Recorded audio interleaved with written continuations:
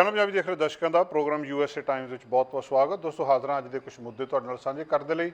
ਚਾਰ ਮਾਮਲੇ ਅੱਜ ਤੁਹਾਡੇ ਨਾਲ ਸਾਂਝੇ ਕਰਨੇ ਆ। ਸਭ ਤੋਂ ਪਹਿਲਾਂ ਡੋਨਾਲਡ ਟਰੰਪ ਸਾਬਕਾ ਰਾਸ਼ਟਰਪਤੀ ਅਮਰੀਕਾ, ਉਹ ਅੱਜ ਚਰਚਾ ਦੇ ਵਿੱਚ ਨੇ। ਇੱਕ ਹੋਰ ਕੇਸ ਦੇ ਮਾਮਲੇ ਦੇ ਵਿੱਚ ਜਿਹੜੀ ਚਰਚਾ ਚੱਲ ਰਹੀ ਹੈ, ਇੰਡਿਕਟਮੈਂਟ ਹੋਈ ਆ। ਦੂਜੀ ਗੱਲਬਾਤ ਕਰਨੀ ਆ ਅੱਜ ਕਿ ਚੀਨ ਕਿਊਬਾ ਦੇ ਵਿੱਚ ਅਮਰੀਕਾ ਦੀ ਜਸੂਸੀ ਕਰਨ ਲਈ ਆਪਣਾ ਅੱਡਾ ਬਣਾ ਰਿਹਾ। ਤੀਜੀ ਗੱਲਬਾਤ ਅੱਜ ਆਪਾਂ ਕਰਾਂਗੇ ਜੰਗਲੀ ਅੱਗਾਂ ਬਾਰੇ, ਜਿਹੜੀਆਂ ਕਿ ਲਗਾਤਾਰ ਅਗਲੇ ਦਿਨ ਵੀ ਉਸੇ ਤਰ੍ਹਾਂ ਚੱਲ ਰਹੀਆਂ ਨੇ। ਤੇ ਇੱਕ ਗੱਲਬਾਤ ਕੈਲੀਫੋਰਨੀਆ ਦੇ ਵਿੱਚ ਜਿਹੜੇ ਡਾਕ ਮੁਲਾਜ਼ਮ ਨੇ ਉਹਨਾਂ ਨੂੰ ਕੁੱਤਿਆਂ ਤੋਂ ਖਤਰਾ ਆ। ਉਹ ਬਹੁਤ ਉੱਥੇ ਇੱਦਾਂ ਦੀਆਂ ਵਾਰਦਾਤਾਂ ਹੋਈਆਂ ਕਿ ਡਾਕ ਵੰਡਣ ਵਾਲੇ ਬੰਦੇ ਨੂੰ ਕੁੱਤੇ ਨੇ ਕੱਟ ਲਿਆ। ਸਭ ਤੋਂ ਪਹਿਲੀ ਗੱਲਬਾਤ ਡੋਨਾਲਡ ਟਰੰਪ ਬਾਰੇ। ਕਈ ਮਹੀਨਿਆਂ ਤੋਂ ਡੋਨਾਲਡ ਟਰੰਪ ਚਰਚਾ ਦੇ ਵਿੱਚ ਰਹੇ ਆ। ਪਹਿਲੀ ਵਾਰ ਜਦੋਂ ਨਿਊਯਾਰਕ ਦੇ ਵਿੱਚ ਇੰਡਿਕਟਮੈਂਟ ਹੋਈ ਸੀ ਇੱਕ ਫਿਲਮ ਸਟਾਰ ਨੂੰ ਰਿਸ਼ਵਤ ਦੇਣ ਦੇ ਮਾਮਲੇ ਦੀ, ਹੁਣ ਇੱਕ ਵਾਰੀ ਫੇਰ ਇਹਨਾਂ ਦਾ ਨਾਂ ਚਰਚਾ ਦੇ ਵਿੱਚ ਆ ਰਿਹਾ। ਜਿਹੜੇ ਕੁਝ ਕਲਾਸੀਫਾਈਡ ਡਾਕੂਮੈਂਟ ਸੀ, ਸੀਕ੍ਰੇਟ ਡਾਕੂਮੈਂਟ ਸੀਗੇ, ਜਿਹੜੇ ਡਾਕੂਮੈਂਟ ਇਹਨਾਂ ਦੇ ਰਾਸ਼ਟਰਪਤੀ ਹੋਣ ਤੋਂ ਬਾਅਦ, ਜਦੋਂ ਇਹਨਾਂ ਨੇ ਰਾਸ਼ਟਰਪਤੀ ਤੋਂ ਹਟ ਗਏ ਸੀ ਅਹੁਦੇ ਤੋਂ, ਉਸ ਤੋਂ ਬਾਅਦ ਇਹਨਾਂ ਕੋਲ ਨਹੀਂ ਹੋਣੇ ਚਾਹੀਦੇ ਸੀ, ਪਰ ਫਿਰ ਵੀ ਇਹਨਾਂ ਦੇ ਘਰ ਸੀਗੇ। ਜਾਂ ਉਹ ਕਲਾਸੀਫਾਈਡ ਡਾਕੂਮੈਂਟਸ ਦੀ ਹੈਂਡਲਿੰਗ ਕਿੱਦਾਂ ਕੀਤੀ ਗਈ ਜਦੋਂ ਇਹਨਾਂ ਨੇ ਵਾਈਟ ਹਾਊਸ ਛੱਡ ਦਿੱਤਾ ਸੀ, ਉਸ ਮਾਮਲੇ ਦੇ ਵਿੱਚ ਇੱਕ ਹੋਰ ਹੁਣ ਇਹਨਾਂ ਦੇ ਉੱਤੇ ਚਾਰਜ ਲਾਏ ਜਾ ਰਹੇ ਆ। ਅਤੇ ਅਮਰੀਕਾ ਦੇ ਪਹਿਲੇ ਸਾਬਕਾ ਰਾਸ਼ਟਰਪਤੀ ਜਿਨ੍ਹਾਂ ਦੇ ਉੱਤੇ ਇਸ ਕਿਸਮ ਦੇ ਚਾਰਜ ਲੱਗ ਰਹੇ ਆ। ਅਤੇ ਚਰਚਾ ਇੱਕ ਵਾਰੀ ਫੇਰ ਚੱਲ ਰਹੀ। ਹਾਲਾਂਕਿ ਪਹਿਲਾਂ ਇੱਕ ਵਾਰੀ ਇਹ ਸਾਰਾ ਕੁਝ ਹੋ ਚੁੱਕਿਆ, ਪਰ ਹੁਣ ਦੂਜੀ ਵਾਰੀ ਹੋ ਰਿਹਾ। ਅਤੇ ਇਹ ਲੱਗਦਾ ਇਹ ਆ ਕਿ ਜੇ ਹਾਲਾਤ ਚੱਲਦੇ ਰਹੇ ਤਾਂ ਅੱਗੇ ਕਈ ਕੇਸ ਇਹਨਾਂ ਦੇ ਉੱਤੇ ਜਿਹੜੇ ਚੱਲਦੇ ਆ ਉਹਨਾਂ ਸਾਰਿਆਂ ਦੇ ਵਿੱਚ ਵਾਰੀ ਆ ਸਕਦੀ ਹੈ। ਅਤੇ ਰੌਲਾ ਇਸ ਕਰਕੇ ਆ ਵੀ 2024 ਦੀ ਇਲੈਕਸ਼ਨ ਨੇੜੇ ਆ, ਅਤੇ ਉਹਦੇ ਤੋਂ ਪਹਿਲਾਂ ਇਹ ਇਹਨਾਂ ਦੇ ਲਈ ਜ਼ਿਆਦਾ ਨੁਕਸਾਨ ਕਰ ਸਕਦੇ ਆ। ਹੁਣ ਜਿਹੜੇ ਫੈਡਰਲ ਕੋਰਟ ਹਾਊਸ ਆ, ਉਹਨਾਂ ਨੇ ਜਿਹੜਾ ਮਿਆਮੀ ਦੇ ਵਿੱਚ ਜਿਹੜਾ ਕਿ ਉਹਦੇ ਬਿਲਕੁਲ ਮਾਰੇ ਲੋਗੋ ਦੇ ਇਹਨਾਂ ਦੇ ਫਲੋਰੀਡਾ ਵਾਲੇ ਘਰ ਦੇ ਨੇੜੇ ਆ, ਜਿਹੜਾ ਇਹਨਾਂ ਦਾ ਪ੍ਰਾਈਵੇਟ ਕਲੱਬ ਆ, ਉੱਥੇ ਇਹ ਕਿਹਾ ਗਿਆ ਇਹਨਾਂ ਦੇ ਉੱਤੇ ਸਾਰੇ ਜਿਹੜੇ ਇਹ ਦੋਸ਼ ਆਇਦ ਕੀਤੇ ਜਾ ਰਹੇ ਆ। ਇਨਵੈਸਟੀਗੇਸ਼ਨ ਤੋਂ ਬਾਅਦ ਸਾਬਕਾ ਰਾਸ਼ਟਰਪਤੀ ਦੇ ਉੱਤੇ ਇਹ ਜਿਹੜਾ ਇਲਜ਼ਾਮ ਲਾਇਆ ਜਾਣਾ ਕਿ ਜਿਹੜੇ ਇਹ ਡਾਕੂਮੈਂਟ ਸੀਗੇ ਸਹੀ ਤਰੀਕੇ ਨਾਲ ਨਹੀਂ ਹੈਂਡਲ ਕੀਤੇ ਗਏ ਜਾਂ ਇਹਨਾਂ ਦੇ ਕੋਲ ਨਹੀਂ ਹੋਣੇ ਚਾਹੀਦੇ ਸੀ। ਹੁਣ ਬਹੁਤੇ ਜਦੋਂ ਇਹ ਲੱਗ ਤੇ ਰਹੇ ਆ, ਪਰ ਬਹੁਤੇ ਅਮਰੀਕਨ ਇਸ ਵੇਲੇ ਇਹ ਕਹਿੰਦੇ ਆ ਕਿ ਇਹਨਾਂ ਨੂੰ ਕ੍ਰਿਮੀਨਲ ਚਾਰਜਸ ਦਾ ਸਾਹਮਣਾ ਕਰਨਾ ਚਾਹੀਦਾ। ਫੈਡਰਲ ਇਨਵੈਸਟੀਗੇਸ਼ਨ ਦੇ ਵਿੱਚ ਕਲਾਸੀਫਾਈਡ ਡਾਕੂਮੈਂਟ ਦੇ ਮਾਮਲੇ ਦੇ ਵਿੱਚ ਮੈਜੋਰਿਟੀ ਜਿਹੜੀ ਅਮਰੀਕਨ ਦੀ ਆ 54% ਇਹ ਕਹਿੰਦੀ ਆ ਵੀ ਇਹ ਠੀਕ ਹੈ, ਇਹਨਾਂ ਨੂੰ ਕਰਨਾ ਚਾਹੀਦਾ। ਅਤੇ ਜਦੋਂ ਕਿ ਬਾਕੀ ਇਹ ਕਹਿੰਦੇ ਆ ਕਿ ਨਹੀਂ, ਇਹਨਾਂ ਨੂੰ ਇਹਦੇ ਵਿੱਚ ਨਹੀਂ ਖਿੱਚਿਆ ਜਾਣਾ ਚਾਹੀਦਾ। ਜਾਂ ਡੋਨਾਲਡ ਟਰੰਪ ਨੇ ਅੱਜ 4 ਮਿੰਟ ਦੀ ਵੀਡੀਓ ਜਾਰੀ ਕੀਤੀ ਆ, ਉਹਦੇ ਵਿੱਚ ਵੀ ਇਹ ਗੱਲਬਾਤ ਸਾਹਮਣੇ ਆਈ ਆ। ਅਤੇ ਇਹ ਵੀ ਕਿਹਾ ਜਾ ਰਿਹਾ ਕਿ ਇਹਨਾਂ ਨੂੰ ਬਾਕੀ ਰਾਸ਼ਟਰਪਤੀਆਂ ਨਾਲੋਂ ਵੱਖਰਾ ਟਰੀਟ ਕੀਤਾ ਜਾ ਰਿਹਾ। ਜਾਂ ਇੱਦਾਂ ਸਮਝ ਲਓ ਕਿ ਜਾਣ ਬੁੱਝ ਕੇ ਇਹਨਾਂ ਨੂੰ ਕੁਛ ਨਾ ਕੁਛ ਇਸ ਤਰੀਕੇ ਨਾਲ ਸਾਹਮਣੇ ਲਿਆਂਦਾ ਜਾ ਰਿਹਾ। ਪੋਲ ਦੇ ਵਿੱਚ ਕੁਛ ਲੋਕ ਜਿਹੜੇ ਉਹ ਕਹਿੰਦੇ ਆ ਕਿ ਇਹਦਾ ਕੋਈ ਮਤਲਬ ਨਹੀਂ ਆ ਇਸ ਚੀਜ਼ ਦੇ ਨਾਲ। FBI ਨੇ 300 ਕਲਾਸੀਫਾਈਡ ਡਾਕੂਮੈਂਟ ਰਿਕਵਰ ਕੀਤੇ ਸੀ ਮਾਰੇ ਲੋਗੋ ਤੋਂ। ਇੱਥੋਂ ਪਿਛਲੇ ਸਾਲ ਇੱਕ ਡਾਕੂਮੈਂਟ ਜਿਹਦੇ ਵਿੱਚ ਜਿਹੜੀ ਵਿਦੇਸ਼ੀ ਸਰਕਾਰ ਦੀ ਮਿਲਟਰੀ ਡਿਫੈਂਸ ਆ, ਉਸ ਮਾਮਲੇ ਦੇ ਵਿੱਚ ਅਤੇ ਜਿਹੜੀਆਂ ਨਿਊਕਲੀਅਰ ਕੈਪੇਬਿਲਿਟੀਜ਼ ਆ, ਇਸ ਤਰ੍ਹਾਂ ਦੀਆਂ ਈਰਾਨ ਦਾ ਜਿਹੜਾ ਮਿਜ਼ਾਈਲ ਪ੍ਰੋਗਰਾਮ ਆ, ਇਸ ਦੀਆਂ ਚੀਜ਼ਾਂ ਵੀ ਇਹਦੇ ਵਿੱਚ, ਜਾਂ ਕੁਛ ਬਹੁਤ ਸੈਂਸਿਟਿਵ ਇਨਫੋਰਮੇਸ਼ਨ ਜਿਹੜੀ ਚੀਨ ਦੇ ਬਾਰੇ ਸੀ, ਉਹ ਵੀ ਇਹਦੇ ਵਿੱਚ ਦੱਸੀ ਗਈ ਸੀ।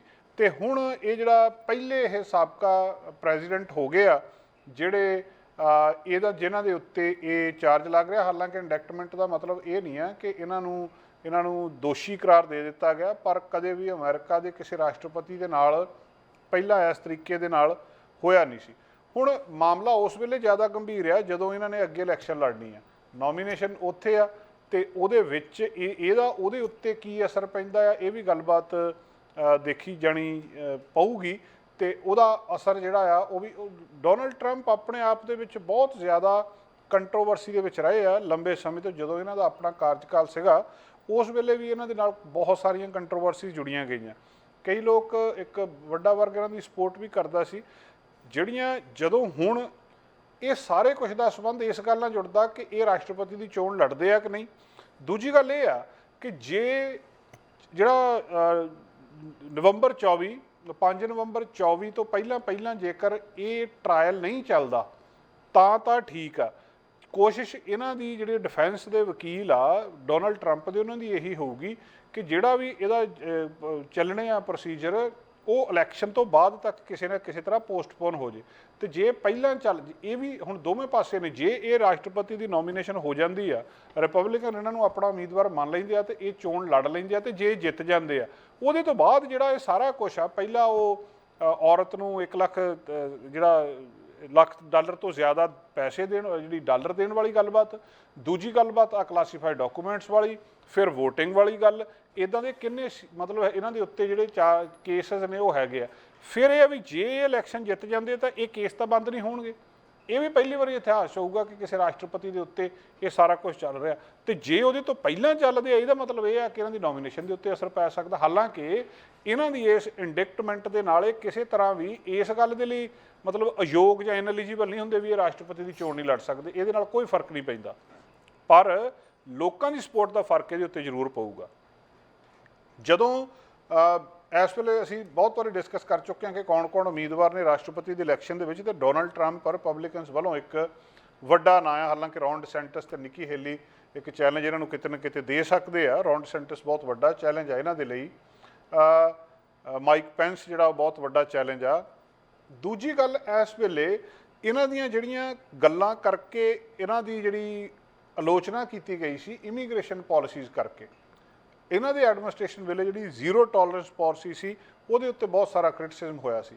ਕਲਾਈਮੇਟ ਚੇਂਜ ਦੇ ਉੱਤੇ ਅਮਰੀਕਾ ਦੇ ਉੱਤੇ ਬਹੁਤ ਸਾਰੇ ਸਵਾਲ ਉੱਠੇ ਸੀ ਕਿ ਜਦੋਂ ਇਹ ਪ੍ਰੈਜ਼ੀਡੈਂਟ ਬਣਦੇ ਆ, ਯੂਨਾਈਟਿਡ ਸਟੇਟਸ ਨੇ ਸਿੱਧਾ ਜਿਹੜਾ ਪੈਰਿਸ ਐਗਰੀਮੈਂਟ ਸੀਗਾ ਉਹਦੇ ਵਿੱਚੋਂ ਆਪਣਾ ਹੱਥ ਬਾਹਰ ਖਿੱਚ ਲਿਆ ਸੀ। ਗਲੋਬਲ ਵਾਰਮਿੰਗ ਜਾਂ ਜਿਹੜਾ ਕਲਾਈਮੇਟ ਚੇਂਜ ਇਸ ਵੇਲੇ ਵੱਡਾ ਇਸ਼ੂ ਆ, ਤੇ ਡੋਨਲਡ ਟਰੰਪ ਦਾ ਪੈਰਿਸ ਐਗਰੀਮੈਂਟ ਦੇ ਵਿੱਚੋਂ ਬਾਹਰ ਆਉਣਾ ਵੀ ਆਪਣੇ ਆਪ ਦੇ ਵਿੱਚ ਇੱਕ ਆਲੋਚਨਾ ਦਾ ਕਾਰਨ ਸੀ, ਜਿਹੜਾ ਹਜੇ ਤੱਕ ਜਿਹੜੀ ਉਹ ਸਮੱਸਿਆ ਇਹਨਾਂ ਦੇ ਨਾਲ ਚੱਲੀ ਆ ਰਹੀ ਹੈ।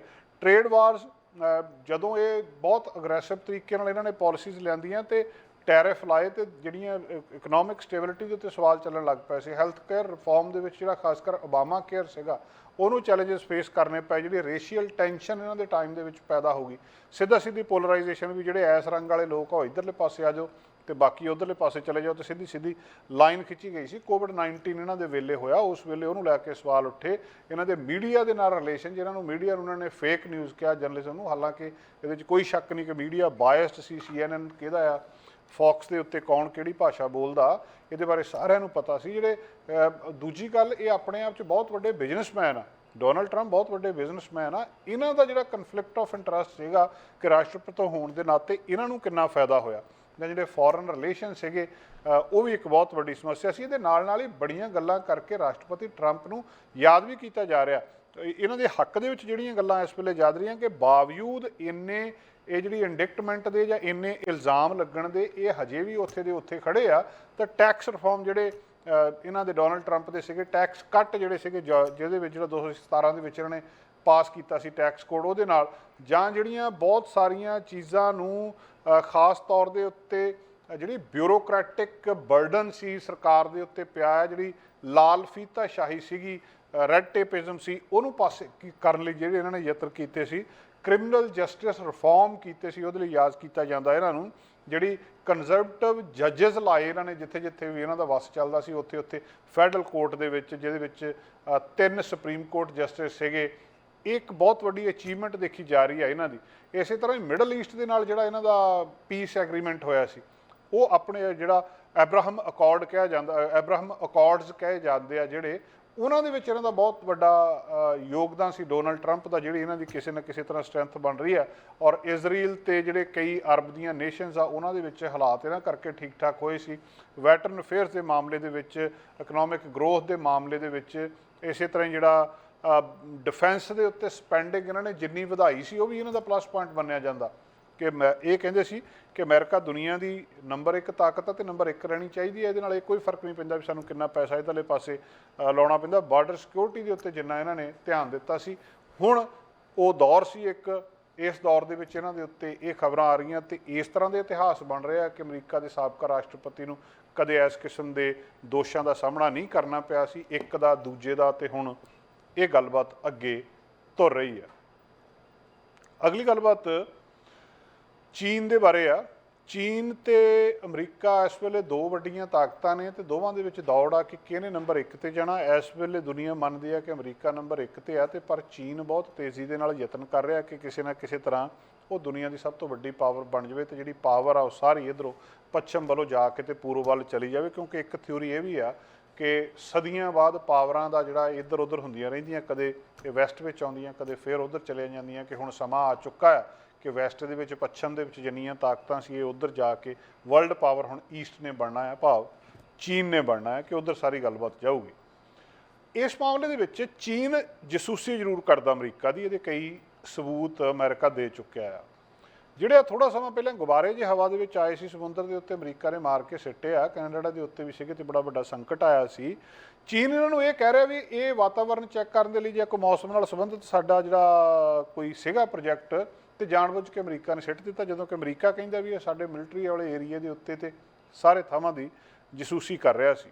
ਹੁਣ ਇੱਕ ਹੋਰ ਖਬਰ ਇੱਦਾਂ ਦੀ ਆ ਰਹੀ ਹੈ, ਉਹ ਖਬਰ ਇਹ ਆ ਰਹੀ ਆ ਕਿ ਚੀਨ ਆਪਣੀ ਇੱਕ ਪੂਰੀ ਦੀ ਪੂਰੀ ਫੈਸਿਲਿਟੀ ਕਿਊਬਾ ਦੇ ਵਿੱਚ ਬਣਾ ਰਿਹਾ, ਤੇ ਜਿਹੜੇ ਅਮਰੀਕਾ ਦੇ ਅਫੀਸ਼ੀਅਲਸ ਆ ਉਹ ਇਸ ਗੱਲ ਤੋਂ ਚਿੰਤਤ ਨੇ ਕਿਉਂਕਿ ਚੀਨ ਅਮਰੀਕਾ ਦੀ ਜਸੂਸੀ ਕਰਨ ਦੇ ਲਈ ਇਹਦੇ ਕੋਲ ਬਹੁਤ ਤਕੜੇ ਇਲੈਕਟ੍ਰੋਨਿਕ ਸਿਗਨਲ ਨੇ ਜਿਹੜੇ ਕਿਸੇ ਵੀ ਨੇੜੇ ਦੇ ਅਮਰੀਕਾ ਦੇ ਮਿਲਟਰੀ ਜਾਂ ਕਮਰਸ਼ੀਅਲ ਫੈਸਿਲਿਟੀ ਤੋਂ ਲੈ ਸਕਦੇ ਆ ਉੱਥੋਂ। ਉਹਦੇ ਹੁਣ ਬੀਜਿੰਗ ਨੇ ਸਿੱਧੀ ਇੱਕ ਜਿਹੜੀ ਗੱਲਬਾਤ ਇੱਥੇ ਕਰ ਲਈ ਆ ਕਿ ਜਿਹੜੀ ਚੀਨ ਦਾ ਕੋਈ ਵੀ ਥਾਂ ਕਿਊਬਾ ਜਿਹੜਾ ਕਿ ਸਿੱਧਾ ਹੀ ਅਮਰੀਕਾ ਦੇ ਨੇੜੇ ਆ, ਤੇ ਜੇਕਰ ਇਹਨੂੰ ਸਮੁੰਦਰ 'ਚ ਸਿੱਧਾ ਜਾ ਕੇ ਜਾਣਾ ਹੋਵੇ ਤਾਂ 100 ਮੀਲ ਦੂਰ ਵੀ ਨਹੀਂ ਪੈਂਦਾ।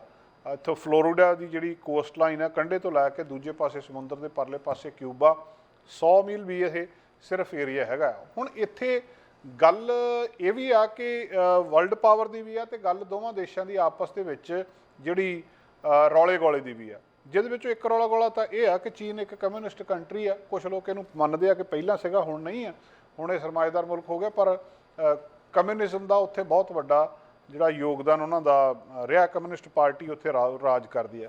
ਕਿਊਬਾ ਵੀ ਕਾਮਰੇਡਾਂ ਦਾ ਦੇਸ਼ ਕਿਸੇ ਵੇਲੇ ਰਿਹਾ ਜਾਂ ਹੁਣ ਵੀ ਆ। ਇੱਥੇ ਸ਼ੈਗਵੇਰਾ ਤੇ ਜਿਹੜੇ ਫੈਡਰਲ ਕੈਸਟਰੋ ਸੀ ਉਹਨਾਂ ਦੇ ਬਹੁਤ ਵੱਡੇ ਰੈਵੋਲੂਸ਼ਨਰੀਜ਼ ਦੇ ਵਿੱਚ ਨਾਂ ਆਉਂਦੇ ਆ। ਕਿਊਬਾ ਦੀ ਅਮਰੀਕਾ ਦੇ ਨਾਲ ਪਹਿਲਾਂ ਤੋਂ ਸਿੱਧੀ ਲੱਗਦੀ ਆ, ਚੀਨ ਦੇ ਨਾਲ ਕੁਦਰਤੀ ਕਿਊਬਾ ਦੀ ਨੇੜਤਾ ਆ, ਤੇ ਹੁਣ ਚੀਨ ਆਪਣਾ ਟਿਕਾਣਾ ਕਿਊਬਾ ਦੇ ਵਿੱਚ ਬਣਾ ਰਿਹਾ।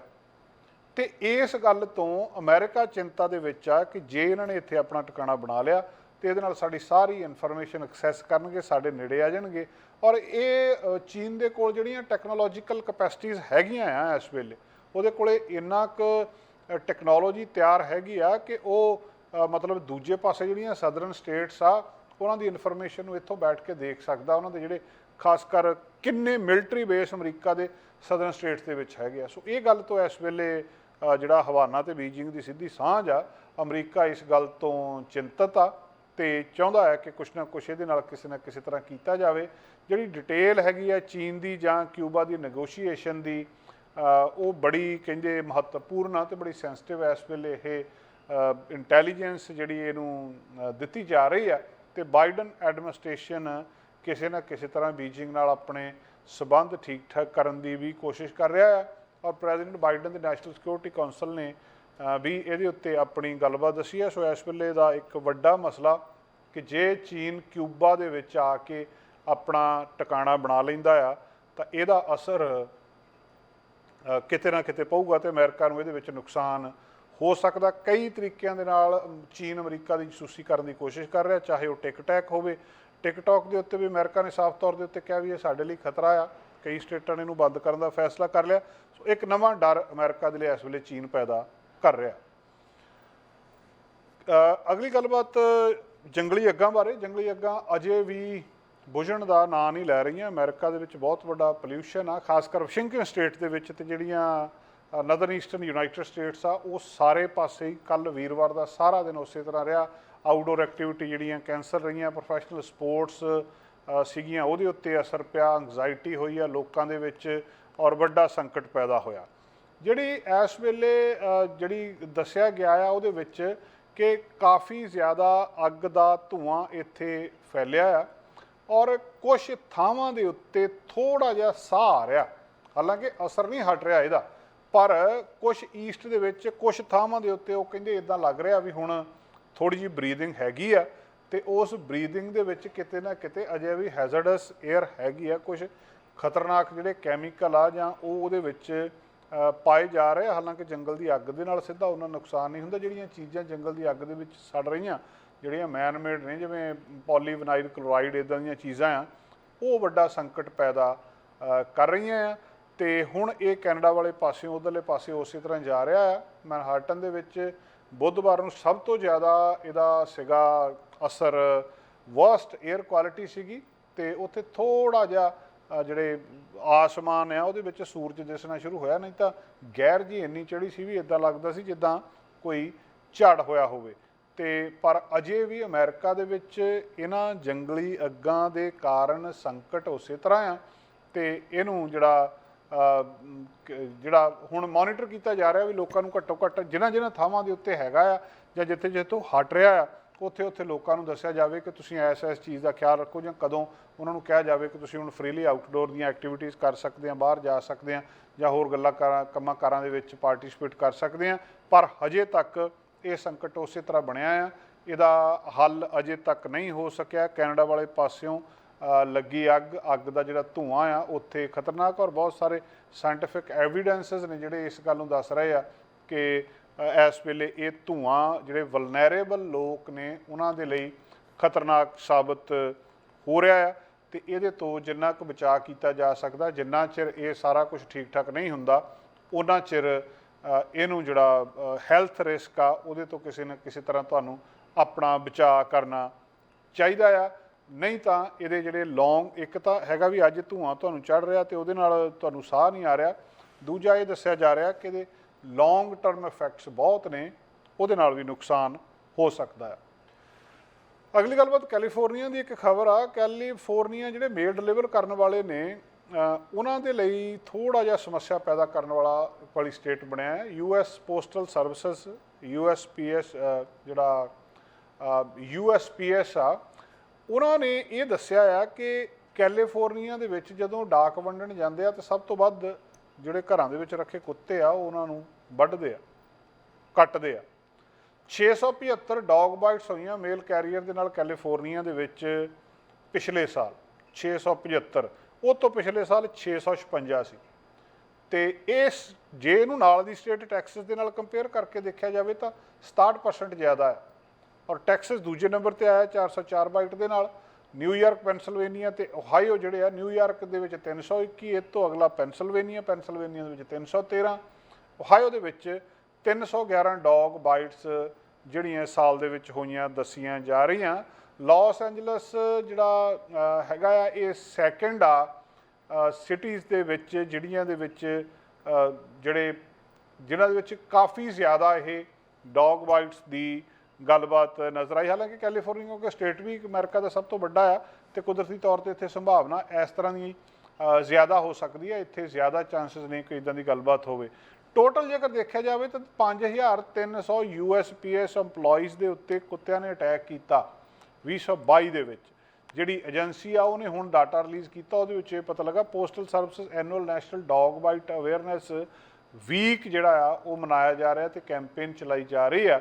ਉਹ ਕਹਿੰਦੇ ਜਦੋਂ ਸਾਡੇ ਮੇਲ ਕੈਰੀਅਰ ਆ ਜਿਹੜੇ ਉਹਨਾਂ ਨੂੰ ਇਹ ਕੁੱਤੇ ਜਿਹੜੇ ਕੱਟਦੇ ਆ ਤਾਂ ਉਹ ਕਹਿੰਦੇ ਵੀ ਇਹ ਨਹੀਂ ਵੀ ਇਹ ਸਾਰੇ ਮਾੜੇ ਹੁੰਦੇ ਆ। ਅਤੇ ਉਹਨਾਂ ਨੇ ਜਿਹੜੀ ਗੱਲਬਾਤ ਕਹੀ ਆ ਵੀ ਇਹ ਸਾਰੇ ਗੁੱਡ ਡੌਗ ਆ, ਪਰ ਕਿਤੇ ਨਾ ਕਿਤੇ ਕੋਈ ਨਾ ਕੋਈ ਸਮਾਂ ਇੱਦਾਂ ਦਾ ਹੁੰਦਾ ਕਿ ਇਹ ਕੱਟ ਦਿੰਦੇ ਆ। ਅਤੇ ਪਰ ਇਸ ਗੱਲ ਦੇ ਉੱਤੇ ਉਹਨਾਂ ਨੇ ਚਿੰਤਾ ਜ਼ਰੂਰ ਦੱਸੀ ਹੈ।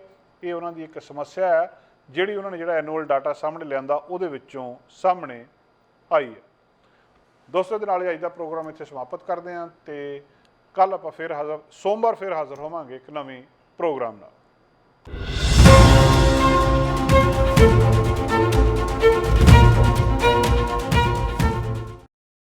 ਹੁਣ ਤੁਸੀਂ ਦੇਖ ਸਕਦੇ ਹੋ ਗਲੋਬਲ ਪੰਜਾਬ ਟੀਵੀ ਨੂੰ ਡਾਊਨਲੋਡ ਕਰੋ ਸਾਡੀ ਐਪ ਐਂਡਰੋਇਡ ਜਾਂ iOS ਤੇ ਫ੍ਰੀ ਵਿੱਚ, roku ਅਤੇ Amazon Fire TV ਤੇ ਜਾਂ Apple TV ਤੇ।